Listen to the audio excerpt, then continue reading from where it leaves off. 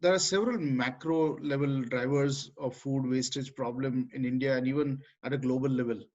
Uh, One of them is the difficulty of turning new customers' awareness to take action towards it. But that comes at a bit a later stage. Let's talk about the food lost or wasted because of a variety of reasons. This includes bad weather, processing problems, or overproduction, or unstable market that cause food loss long before it arrives into the grocery stores. Or even overbuying or poor planning or confusion over labels and safety. These all contribute to the food wastage at stores, at homes, and I'm not even touching upon the hospitality and the food services sector. That also amounts or adds up to this. According to a UN estimate, 40% of food produced in India is either lost or wasted. This food wastage, however, isn't limited at one level, as I said, but it goes through various stages at which this is wasted, be it harvesting, processing, packing, transportation, or even at the end, at the consumption stage. If I compare India with the Western world, be say for example the UK, the Waste and Resource Action Program (WRAP), which is a not-for-profit, has estimated an annual food waste arising in the UK household, hospitality and food services, food manufacturer, retail, wholesale sector to be about 9.5 million tons. 70% of which was intended to be consumed, by people, but 30% turned out to be inedible in parts, hence it was wasted. In terms of value, this is over 19 billion a year that gets wasted, and it also adds to the greenhouse gases. Uh, and this is just a country like UK. If we talk of a large economy like US, again, America wastes about 40% of its food, almost equivalent to what India does. Um, of the estimated 125 to 160 billion pounds of food that goes to waste every year, much of it was perfectly edible or nutritious.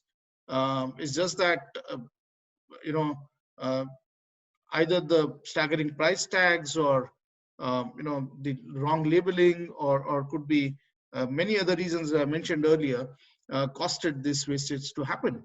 So it's a huge thing. The food wastage problem is real.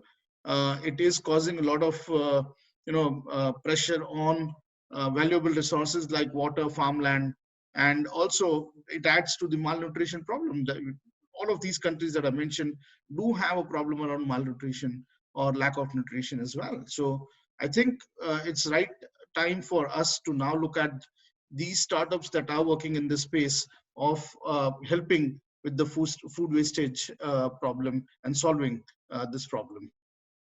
As per the APMC Act 1964, the farmers were required to sell their produce at the government regulated markets. Uh, they were popularly known as mandis, right? The middlemen in such cases helped the farmers to sell their crops to private companies or to government agencies. And over the years, several farmers were, either they feared the middlemen or they were bullied, and commission agents were playing a role. And all of this also added to the time gap in the produce from reaching from the farm to the end consumer. And hence the food wastage problem. And we had seen so many documentaries and videos where they had shown godowns full of rotting food.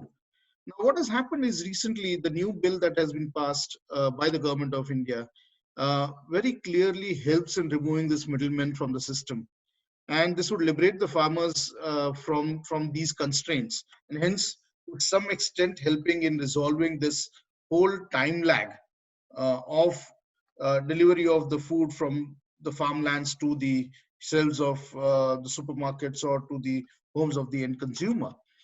Coming to the startups, you said, even before this bill was introduced, several agri-tech startups have been working to weed out the middlemen from the system to offer the best prices to the produce of the farmers. These startups started using artificial intelligence or machine learning to offer services such as crop advisories and credit on click. They use an AI based demand prediction system to study the historical data and make it useful for future procurement analysis for the farmers, and they're helping them. The system also helps in keeping a track of inventory by itself, by the shelf life that it has, which sends out an alert in case of an aging inventory, and hence this could be sold off faster.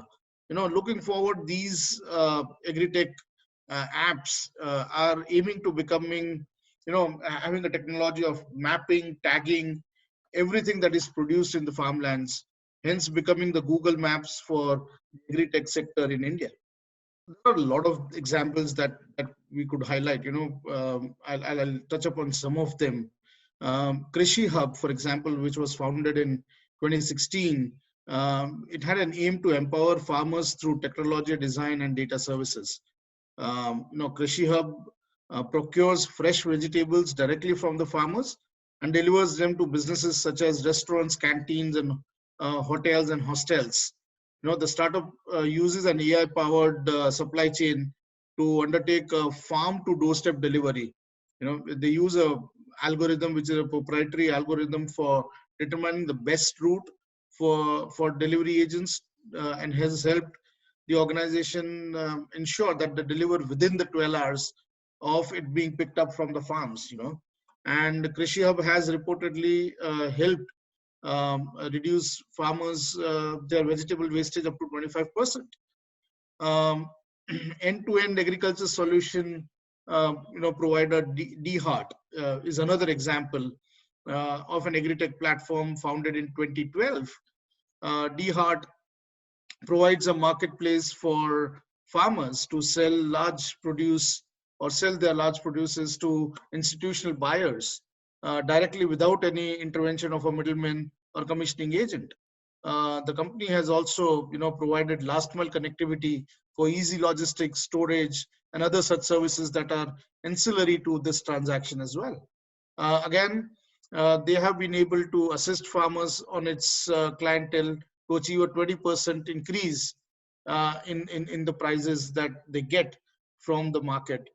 One final example that I thought I could also bring up, and I could go on, I could go on and on, but again, Wilfresh, which was founded in 2016, provides village fresh agro and milk products to people in Coimbatore.